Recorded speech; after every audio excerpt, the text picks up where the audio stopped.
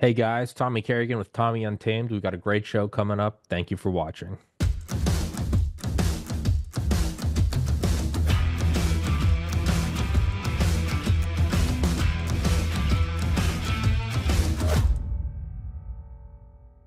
What's up, guys? Thank you for watching Tommy Untamed. We're going to take a quick break and give a shout out to the sponsors who support the show and make it possible. The world's smartest investors are not buying oil stocks, they're buying mailbox money or oil royalties instead. I'm talking about passive income that shows up month after month, starting with as little as $25. Visit KerriganOilBoom.com to discover how to tap into monthly royalty checks from America's most productive oil basin. You don't need to be wealthy or connected, you just need a regular brokerage account.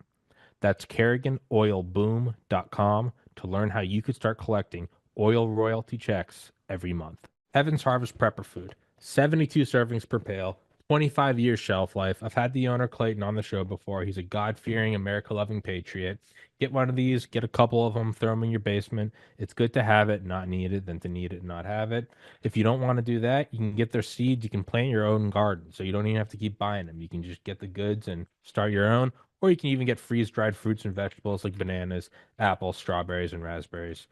They support the show. It's an honest product. It's a good safety measure to have. And they keep my show free for you. So I'd implore you guys to please go to heavensharvest.com, use the link in the description, promo code TPC. Axios Fitness Coaching is a premium resource for holistic strength and conditioning services. Axios is best known for the Training Club, capital T, capital C, an exclusive community that prioritizes accountability, technique, diet, and nutrition. Everything you need to do to take action against the decay of the modern world. Whether you're looking to improve your physique, build strength, or just take care of your health and fitness, Axios will provide you with the solution that is effective and simple to execute. All you need to do is complete the intake survey, and you can see if you're a good candidate for the training club or any other of the services. And it's going to sponsor the show. So, one company falls off, another one arises. So, if you guys like the show, you want to work out, throw the show a couple shekels, go take the survey. Thank you so much, guys.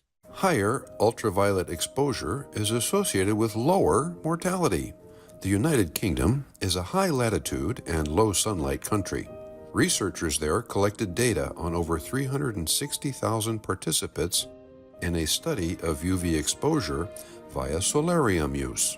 When compared with non-users, solarium users had 15% risk lowered of all-cause mortality, 23% lower risk of cardiovascular mortality, 14% lower risk of cancer mortality, and a 12% lower risk of non-cardiovascular, non-cancer mortality. In other words, all other causes. Quoting the researchers, our study adds to the growing evidence that the benefits of UV exposure outweigh the risks in low sunlight environments. A link to the original publication is available in the box below the video. Get some UV light this winter. Immerse yourself in the tranquility of the blue. Visit a Blue Room soon. www.blueroom.com. Guys, thank you so much for watching Tommy Untamed. We have a great guest, which is me right now. So, yeah, stay tuned. Guys, the newest sponsor for the show is Axios Fitness, AXIOS. Go in the description. The biggest thing they want from me, so the biggest thing you guys can do right now to help me is go and take their survey. They got a fitness survey, and I guess they just want to see where most people are at. So go do that, please. So we did a solar rant yesterday because the guest, or actually because I rescheduled the guest. We're doing a solar rant today. The guest is a no-show. Not my favorite. It throws me for a whole funk. It really does. It's like standing at a starting line and you know not doing anything, just doing a false start again, and it does really. I mean, I hate to sound like that, or it's like, oh, I'm not feeling it today, because you just sound like a shitty artist, and I use that term derogatively. Like, oh, the vibe isn't there. But I mean, maybe artists aren't entirely douchebags, because you have your thing and you get going and you're just ready to rock, and it's not like a normal switch up. where you get a chance for a huge show because something big happened in the news and you're like, I got to get it now. Or you have a huge guest and they're late and you're like, that's fine. I'm going to do anything to have this guest. But it's kind of frustrating when you have a guest and they just no show. And dude, I don't even care about like last second cancellation. I really don't. I mean, I do. They're not ideal, but like I don't at all because I do that all the time to people. And this also isn't like a diatribe again. Like it's fine. It just it does throw me for a loop. It it is what it is. It's whatever. Nobody owes me anything, but it does. There is like a funk where you just get thrown for a loop. Just like everything's a little like you just it's I don't know. So normally I do solo rants when the guest doesn't show up, or specifically if I have an idea about something. Those are easier. These ones are more difficult, where I don't have anything planned, but I gotta fill a slot and I gotta put it up because it's primarily consistency. So that's what I'm gonna do right now. So might not be the best one, just letting you know. Um, and these are hard because I don't really know where to go or how to start. It's just an empty hour. So I don't know. I sometimes I write down solo rant ideas. Actionable intelligence. All right. So I mean I don't know. We'll start from there and see if that goes anywhere. Um, I was thinking about the idea of like real implications of science versus like lesser implications. And by that I mean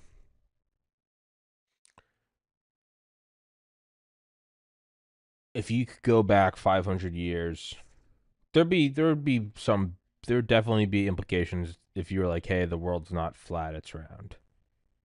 Like there would be actual not aside from the whole like they'll crucify you. I mean, what would the actual implications be? Well, explorers, empire, like there were continent spanning empires, there was sailing, so that would have an implication. To the average person, probably not. Um, if you went back 500 years and said that the Earth revolved around the sun, I feel like they already had calendars. I feel like I know they did the Gregorian calendar. They had crop cycles.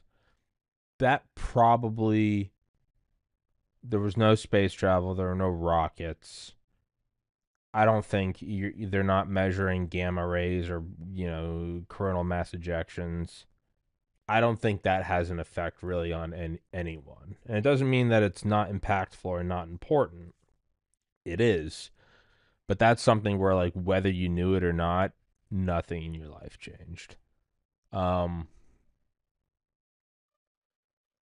I remember years ago I had my buddy Trey on here from high school, and he's the one that turned me on to Carlo Rovelli's book, On the Order of Time, which is probably the most difficult book I've ever read because I'm an idiot. Or I'm not an idiot. That's kind of on the topic of what we're going to talk about. It's just me screaming that I'm not an idiot.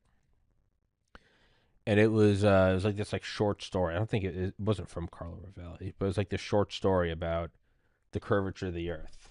And if you looked out and if you just look at, obviously, yeah, you see where you understand where people think it's flat. You go, yeah, it's like yeah, it's like a giant chunk of land. It's flat. Mountains are bumpy, but it's flat. And the short story is talking about, and if you really measured it, and if you were good at math back then, and even had the tools, which itself was a bit of a stretch, to so many decimal points out, it does still appear flat. And you might get to a point where you're like, yeah, I don't know if it's not until you get to so many decimal points out that the numbers start to imply curvature. But for all intents and purposes, from your naked eye as well as from what's being measured, it looks flat. And again, unless you're doing like real ballistics, not like a trebuchet, but legitimate like rocketry ballistics, even super far artillery, Coriolis, that's really not impacting you. But then I was thinking, like, there are other things that are extremely impactful, even if you don't understand it at all. And it makes me think of I think it's Fitzharris, Dr. Fitzharris. I've had her on the show. I loved her book, um, um, The Butchering Art, about Joseph Lister, Dr. Joseph Lister, and she was actually on Rogan. And that book is so good. It's so fun, and she's a great author. Fitzharris, yeah, I think it's Fitzharris, Lindsay Fitzharris. I believe. I'm blanking on that. But the book opens just like early hospital, like medical residency, and it is nauseating. It's like watching a Rob Zombie movie. This feeling you get in your stomach where it's not even scary. You're just like, ugh, oh god, it's just, ugh. Just like the hospital, like no windows open, fungus growing out of the mattresses, just pus everywhere. And I'm actually gonna make a note. I'm gonna make a note that I should probably start doing solo rants once a week, because I need to have that muscle exercised and growing as opposed to atrophy for when this happens and I have to pull an episode out of my ass. It shouldn't be something I am, you know, struggling to do. Make a note of that. But like fungus growing out of mattresses, and I think she said that they would put down like sawdust and hay to soak up the dirt, blood, and pus, urine, shit. And the doctors would just be going from room to room, and they'd have these lab coats, but it's like the lab coats from high school or college where you have to go, you don't have to buy one, it's the schools, and you just take it off and put it on, and it's more of an insurance thing than anything else, so you don't get burned by acid. And they're washed like once a year, maybe once every 5 years. They're just stiff. We've all had them. You put on the lab coat, and it's, or like art class, you get like the smocks, and they're stiff with like paint and lacquer. They were talking about their lab coats like that, but with blood and pus. And like, you get used to the smell, but these things are very stiff, and you're like, oh my god. And then, yeah, laying on the beds. Yeah, no, they talk all the time. It wasn't just like moldy. There was legitimate like vegetation growing, like leaves on the fucking, and but then not only that, the tools were also like that. Like tools, just best case, they were wiped off on the sleeve. Most of the time, unless you needed it, they're just caked like a fork that hadn't been washed, just caked in pus, blood, tissue. And they would just go in and, like, it's not like, hey, you should wash that. Everyone's gonna get sick. I mean, they'd go in and make an incision, something that if you saw right now, you'd be like, we gotta get you to the hospital, dude. You're gonna die of sepsis. And that's something that I think about, impactful, actionable intelligence in terms of science. Now, this whole like idea I'm even talking about it is completely fucking retarded. I was just thinking the other night, like, or not. I guess it was like a couple weeks ago when I wrote it down. It was like, if you could go back in time and tell them anything, and not even for the idea of like accelerating, like Roger had this idea, like, if you had to go back in time, what's the one thing you would do? You wouldn't want to bring a computer because they wouldn't know what to do with it. Then once it broke. Once it ran out of power, it ran out of power.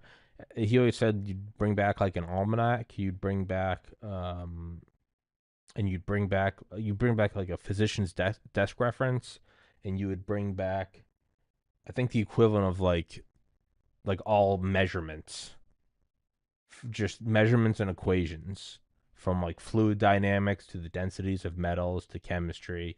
You would bring that back, and then that would accelerate. But I'm not even talking about accelerating. I'm just talking about if you were to go back in time and give them something to act on. Again, what's the importance of this? It's not. Shut up. But um, But I was thinking, yes, like if you went back in time and you explained the curvature, and let's imagine like you don't have to prove it. They don't burn you at the stake. Let's just imagine in this hypothesis that you don't have to prove it. It's just what you say is factual. You could tell them fake shit, which would be kind of funny. But curvature of the Earth, I mean, maybe, two explorers, yeah, latitude, longitude, right? Which I forget which one of them. One of them was extremely difficult to figure out. Maybe to the royal family, empire, military. Okay, yeah, sure. Dust. I'm just stroking out. Dutch East Indies. Yeah, sure. Okay. Most people know. I mean, if you went back and explained, I don't know, maybe if you explained lift, like aerodynamic lift. Yeah, okay, okay. Because they still had like the material science to make, lightweight canvas or wooden scaffolding. There's sirens going on right now. But yeah, so, but what would be actionable, right? Something like that. Something like germ theory. Gravity wouldn't, because that's something that's so simple, it's self evident, right? I mean, just gravity. Animals know that. But so, you know, something like germ theory, you wouldn't even have to explain what germs are or cell walls, or you would just say, like, hey, the thing that's making that person sick and cough, it's you wouldn't even have to explain what it is. You'd be like, it's their fluids, so don't touch their fluids. That would immediately change. You would have to only understand language. So that's something that would be immediately actionable, to where if you went back and, you know, showed them the wavelengths of hydrogen and helium through, orbital telescopes, it would probably mean nothing other than like a factoid. But something like germ theory really would. I mean, yeah, and I mean, yeah. And there's not many things like that. And I think that's what's so fascinating. Other than people in these, other than, learned learned members of these communities, there's not actually many things that you could bring back that would have a meaningful impact on almost anyone. And that's just like a fascinating concept to me, that there are very few like spoiler alerts, you know? Because we live in such, just a diversified and complex, like no one actually, there's probably no one person on earth that knows how to build a TV. I mean, from everything from extracting the raw materials to, the melting points, to the fibers and plastics and polymers and metals and wires and etching of computer chips. Like, there's probably no one person that knows how to build a TV. But could there be any more just like average item than a TV? Like a microwave, a toaster, TV, alarm clock, a lamp. But there's probably no one that actually knows how to make one. There are people that know how to, make a leather wallet or make a knife, or but I think that's fascinating. I mean, maybe making fire, but that's already just quite a jump. Like, if those are the two, making a fire and germ theory, the gap between the two, it's like every 500,000 years. It's a fascinating idea to toy with. That you can't just take something from now and bring it back and it will change everything. If you brought an iMac back there, I mean, you'd have to bring a battery pack. You'd be like, it's only going to last for a couple hours. But what would you even do with it? What are you can do an internet? You gonna go on that? No, there's nothing. You could show them pictures, maybe a video, motion picture. Okay, but that does nothing. I mean, it might inspire some like writing. And I already said in this, in this hypothesis, they don't kill you as a witch or a wizard. But if I removed that stipulation, that's probably what would happen. Like, that's the only significant thing that would happen, is you would just be killed. It's so weird. You can't bring it back. So again, like if so to me that is so fascinating that like the entire it's like upgrading a computer. You can only upgrade one part so far relative to the other parts. Like a new graphics card, it's like, well, unless the CPU isn't Gucci, you're gonna bottleneck it. You're not gonna be able to use it. And then unless the power supply, then what's the point of having a graphics card? You have a 4K TV. Well, then why are you rendering in 4K? All this shit. You can only advance one thing so far before like the rest of the system has to advance. So it really is a slow, methodical process. But nonetheless, it does advance. I mean, 20 years ago to now. I mean, just the quality of televisions, the quality of phones, the quality of home computers, the quality of just car safety, fuel efficiency. Like the fact that like a Starlink is like $150 at Walmart, and you just go buy it and open up the box and plug it in, and you get space internet like that. And like those changes are meaningful in 20 years. Yeah, I mean, that is it's. I don't know why I'm stuck on this, but it's just such like a like think of how fast everything's changing now technologically. If I told you, will there be any meaningful changes in the next 20 years? You'd be like, what? There'll be meaningful changes in the next 2 years.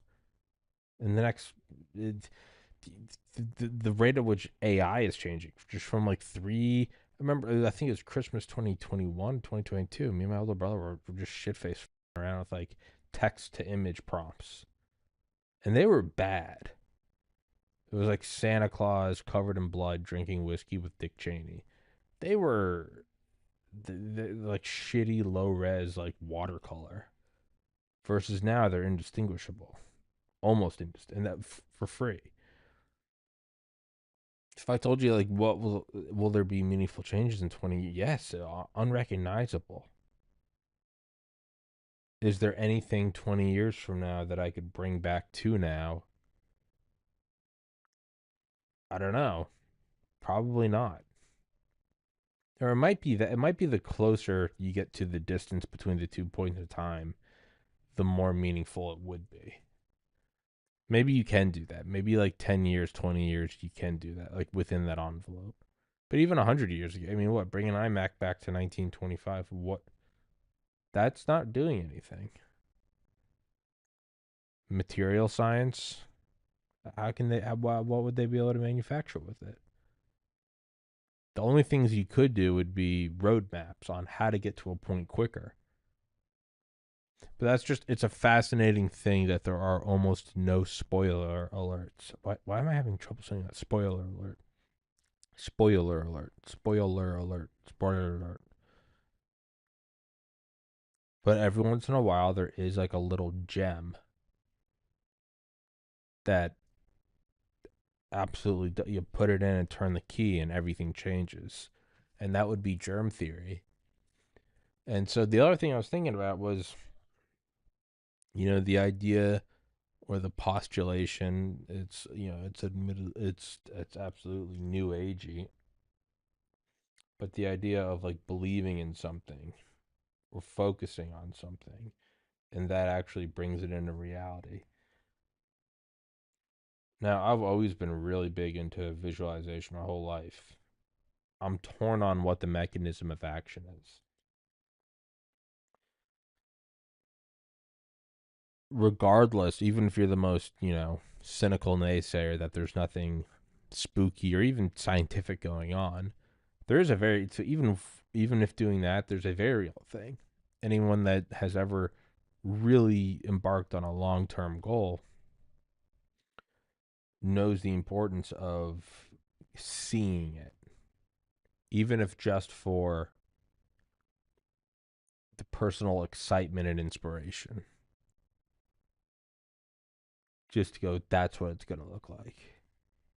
That's what it's going to be like when the product works. That's what it's going to, and even that excitement alone, seeing someone in shape and being like, that's what I'm going to look like. Nothing absurd or out of this world, but just like, I'm going to fit into pants better. I'm not going to have a double chin. And that alone can help jolt you with inspiration to be like, okay, stick with it. It's going to be a long, unexciting, very slow, grueling path. But there's the reminder, remember why you started, kind of thing.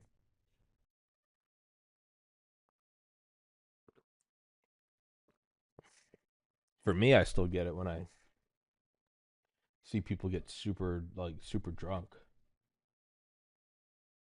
And I'm like, oh yeah, no, that's why I don't do that. It's because in addition to feeling bad, like I have panic attacks the next day. I'm like, that's why I don't do that. It took me a long time of still getting panic attacks to finally be like, hey, this isn't worth it. And every once in a while, I'd go sober for like a month or something, and you almost forget about it, or you knowingly, intentionally forget about it. You become willfully ignorant, and then you have one, and you're back to square one. Sometimes you have to have it just so bad that you can no longer deny it. And so, in that sense, visualization, I believe, is valuable to anyone, regardless of, new agey or occult or, you know, Christ consciousness or divine intervention or quantum physics. Other than like any of that, there is real value in just seeing it. It's the entire purpose behind like a motivational quote or a motivational background on your phone. You're like, yeah, just well, no, not quite, because that's more of like an abstract, stimulant shot. But just when you see the thing you really want to do. Like for me, when I was going to Valdosta, Georgia, Valdosta State University, and I wanted to transfer to UGA, I would go visit my friends at UGA. Because you go and you get really psyched about the idea, but then, a week goes by. Yeah. You're like, am I really going to study that much? Why would I leave here? But I would go there and I would just the size of the campus, the size of like the science programs, and I would just work as like even if the thing I was kind of guffawing over wasn't related to like being pre-med, even if it was just the size of the downtown life, it'd be like, that's so cool. Because in Valdosta there was, I think, 2 bars. In Georgia there was like 150. And just even that, I remember making a note one time, because in Valdosta there was a strip of bars. It was really like a parking lot with a couple bars next to each other. And at UGA there was a legitimate downtown. And I remember and this is back in like 2009, writing on a sticky note like street lights, because I was so thrilled at the idea of like a downtown that wasn't just bars next to each other. It was an actual like little city with street lights and intersections. There weren't any intersections at Valdosta's downtown. It was just a parking lot.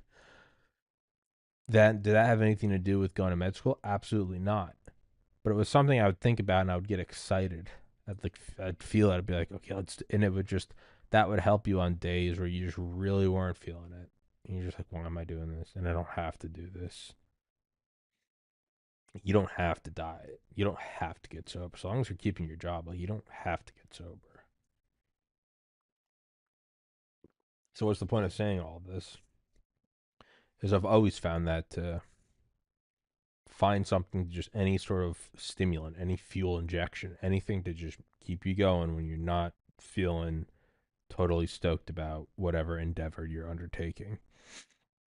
And, and I would do that once I was at UGA. I would do it with like, looking up medical schools and just trying to imagine what it would be like walking on campus, when I volunteered at hospitals, which you didn't do because I'm a good person. I did it because it looked good on your resume. I would think about that, and I would just see I'd be like, this is what I'm doing. Like, you're not just mind, because it's easy to lose yourself and be like, what the fuck is the point of memorizing all these acid levels of all these chemicals? Like, what am I doing? I'm 22. I should be out getting shit faced. You'd go and volunteer at the hospital, and if that's your passion, which for me it was, you'd go, oh, that's why I'm doing this. It's not free. It's not about memorizing the acids. It's a stepping stone to get to here, and this is where I want to be.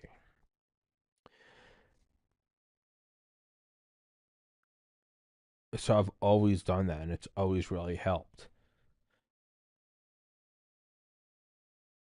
Really, from around the time I graduated, December 2013, to when I lost my older brother, April 2014. From there forward, for like 5-6 years, that nothing of value happened. It was just, and there probably was value, but I still can't even see. It was just implosion. It was just terror, pain, anxiety, depression, apathy, hatred, guilt, envy, just everything bad, just bad, bad, bad.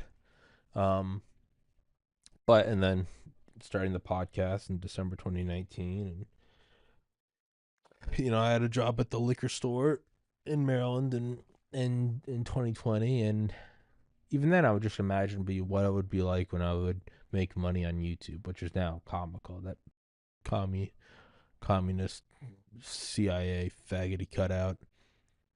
But I would just imagine what it would be like to not have to go to work. I'd go to the liquor store with my fucking business or whatever shirt uniform, and just every minute looking at the clock. Even now I'm getting it, and it's like ugh. I just hated it, and I'd be like, one day you're not gonna have to do this. And then I would think about, like, well, what will you do with when you start to make any money? And I'd be like, man, I'm gonna move out of my parents' house. So I'm gonna be in it, because I never really lived on my own. I mean, I went to college where you're on your own, but pretty much no time elapsed from the end of college to my brother dying. Sure, I was living on my own, but I was like in a drug-induced stupor. And then I lived at home between 26 and almost 31. So I didn't actually know what it'd be like to college. You're on your own, but not really. You're living with a bunch of other people, and you're going to class every day. You're not really on your own. So I was like, I want to experience like being an adult living on my own, and I was yearning for that at age 30, which is a weird thing because most of the time you get it by the time you're like 22. And I would just think about just little shit. Just go, as Ram Dass said, if you think you're enlightened, go spend a week with your parents. And even just little shit, be like, the thermostat will be on what I want. Even if the way I like it's just a couple degrees different. You know? It won't be, there's like a little office where I would do my work on like Photoshop and podcasting.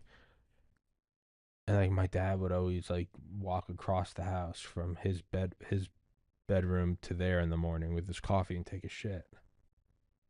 And I'd just be sitting in this room wafting in the smell of shit.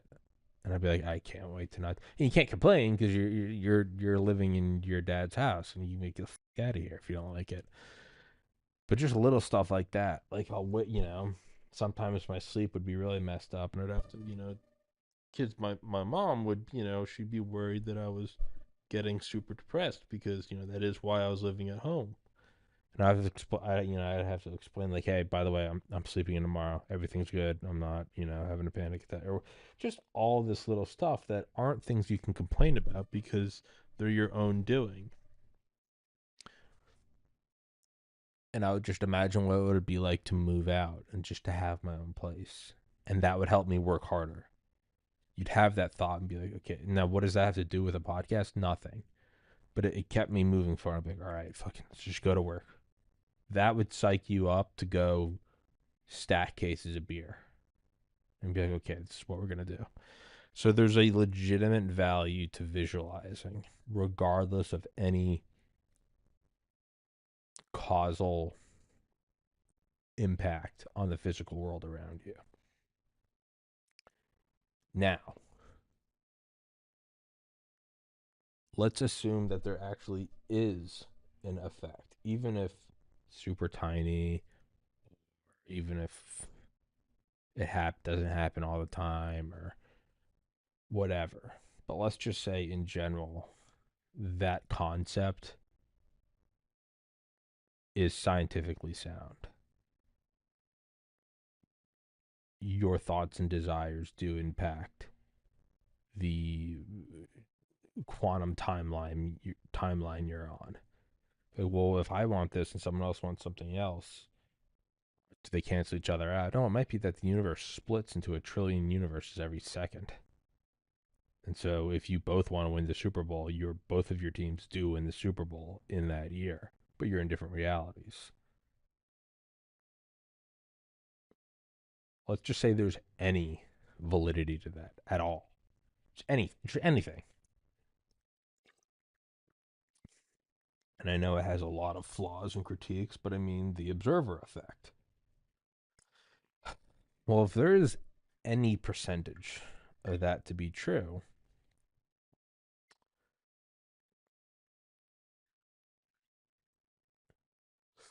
and it might even be that it only adds like a little bit. It's just like a little boost, and you still have to do all the work.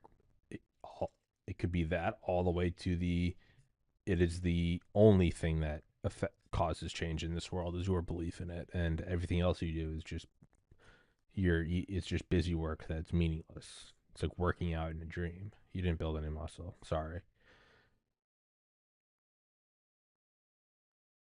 If that, if just an if, and let's say that was discovered 200 years from now, through some neuroscience, however they discover it. We can't understand in the same way that Christopher Columbus wouldn't know how we would verify that the Earth is round. Like satellites, don't worry about it. If that was true,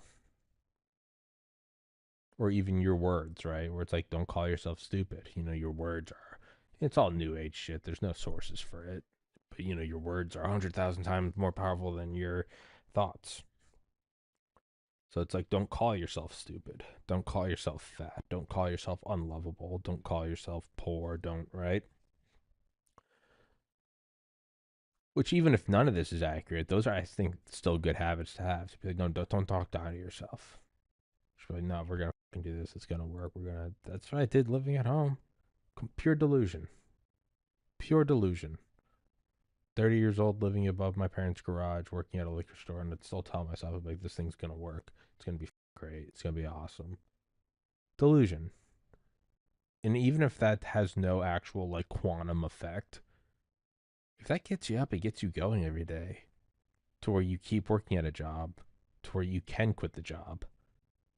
That is absolutely real. Not even the concept of, like, placebo. No, that is real, and that got you up every day. That is very real. You couldn't be more real. And so let's just say we find this out, right? And it's not as easy as like Vinny Vici, give me a golden apple. Poop. Let's say it's not even that. There's like whatever. There's like moral codes to it and ethical codes and maybe positivity, negativity of whatever, and the impact on other free will, whatever. Let's just say there's anything. It is a non-zero percent amount of truth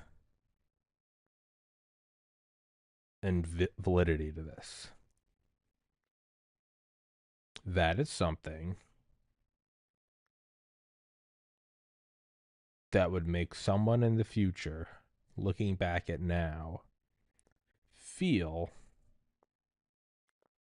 the same way we feel looking back at pre Joseph Lister medicine. Where it's not something abstract like you're telling Copernicus about the, melting point of technetium, but something real. Germ theory. Like, dude, you don't touch that. You're gonna get sick and die. Real, actionable intelligence, applicable intelligence. The same way you look at, and this isn't like what I'm saying now is not a hypothetical. Look back and in the same way you go, oh, what do you? No, don't use that blade, right? Or like lead poisoning or mercury poisoning or like no. It doesn't matter if 9 out of 10 doctors smoke Lucky Strikes. Don't do that. With that same almost like, you have like a jump. You like, don't touch that. They might be looking back at us now in 2025. When somebody's like, man, must be nice to get the girl. I mean, I'm just going to be alone all my life. They might be wincing and being like, no, don't say that. Don't say that.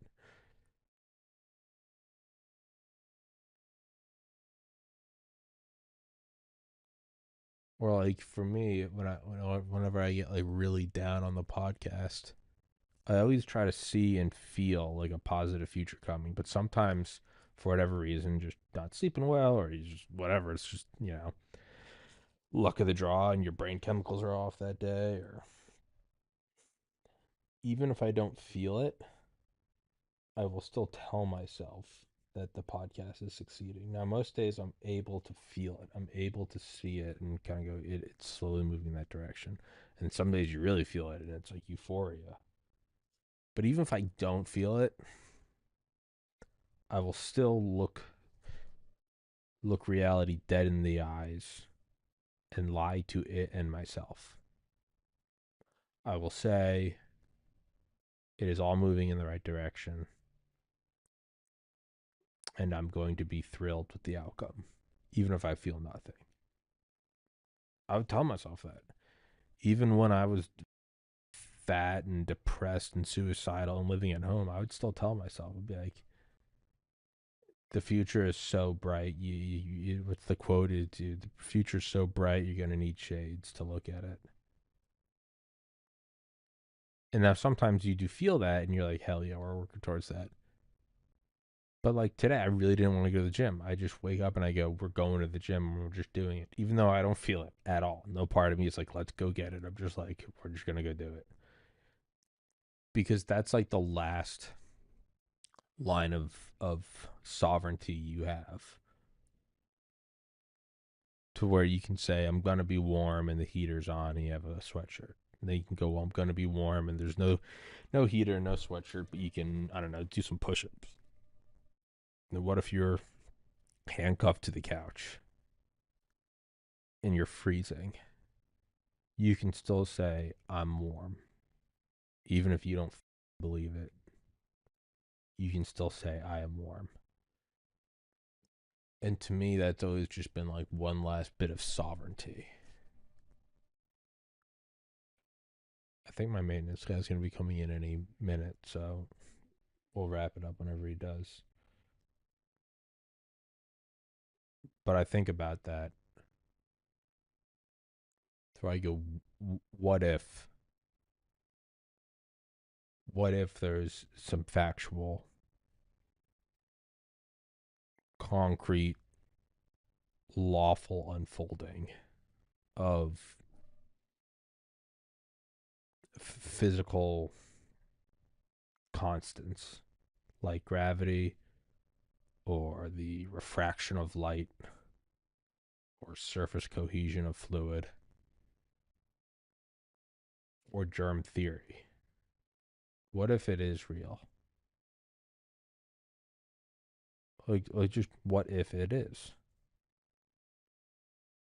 Very rarely is there a spoiler alert, right? We talked about that earlier with the complexities and kind of like meta aggregates of you can't advance any one part much farther than the rest. But every once in a while, fire in germ theory. Maybe radioactivity would be a bit of how often were everyday people interacting with it. Not really. It's just like Marie Curie. So, but it doesn't never happen. Every once in a while it does, and it's not trivial. Like, oh, acorns are actually, if you throw them in the air during a full moon, they float weightless. It's not something retarded. Germ theory. Like, don't touch that. Do not don't do it. And it's something so impactful that anyone can understand it without having any scientific understanding. They can just know, don't do that. And it's so real that when we look back at those times, you cannot help but wince. It's the same feeling of like seeing a video of the morning of 9/11 of like people smiling and going into work, and you're like, oh my God, no, no, no, no, no, no, no, no.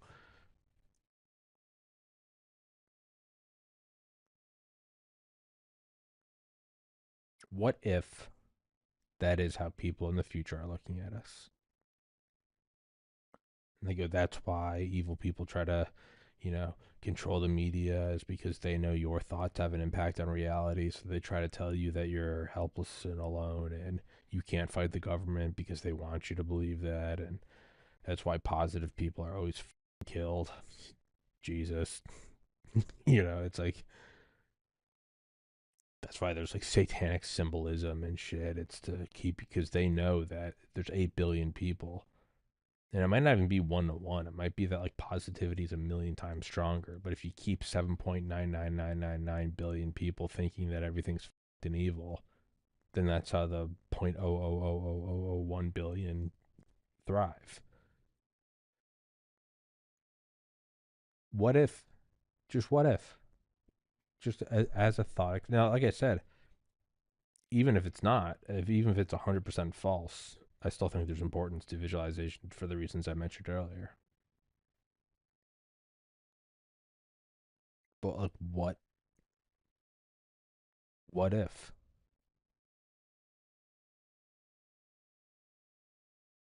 Well, I still have negative thoughts. You will. You absolutely will. It's not going to work out. I'm going to lose another brother to suicide. No. You'll still have those, and don't pretend you won't. But just take a minute and go, okay. So sometimes I'll go, I can't imagine like the podcast succeeding, and my brain lies to me, and I go, well, I'm just being a realist, and that's how you justify it. So, and this is, it'll be unique to however your life is, you the listener. I think that might be him. But if I really feel like the show isn't going to succeed, finally I'll tell myself, I'll go, okay, you have clearly fleshed out the story about how it won't.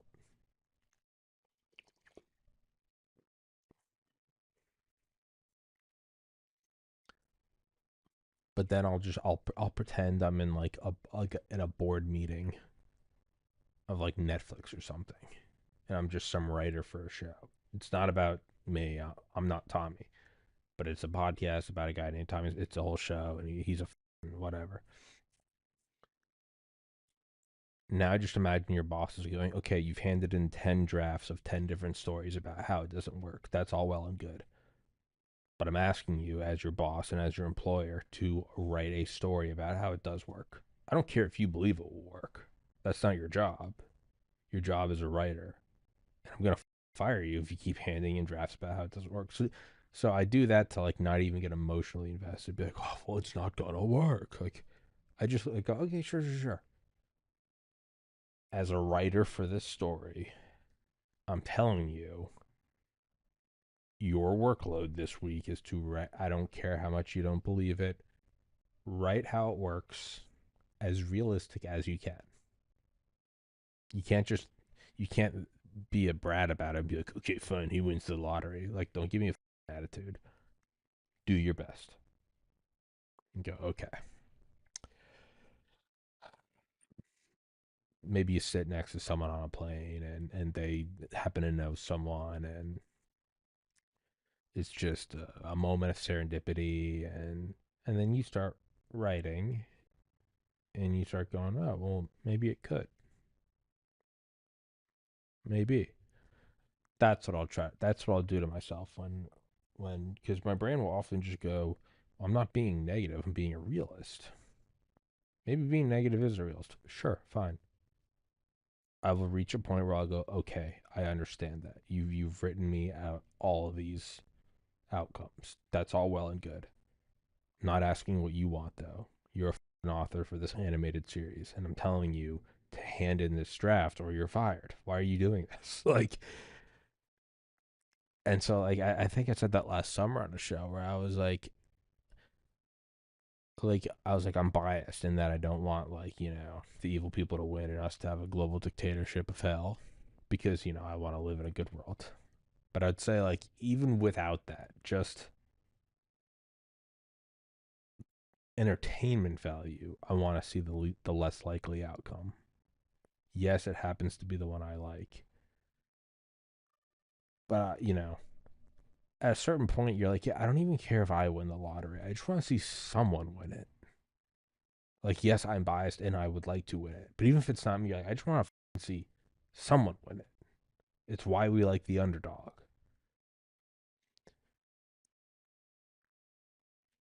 So, I mean, like, what if any of that is real? And if it is, it's probably a mixture between like work ethic and all that. Can you imagine how fucking stupid you would feel if you're just sitting there going, okay, you can't will yourself to be taller or better looking, but you go, when I told myself I was never going to get accepted to law school, that was actually why I never got accepted. Do you know how fucking stupid you would feel? You go, oh, like, yeah, yeah. Remember when you almost won the lottery and you told yourself it had to have been a mistake? Yeah, you were supposed to just get $5 million and you and you alone fucked it. Do you know how fucking dumb you would feel? Do you know how bad the wincing would be? And so I think about that a lot. What if it is real? Just what if? Just what if for fun?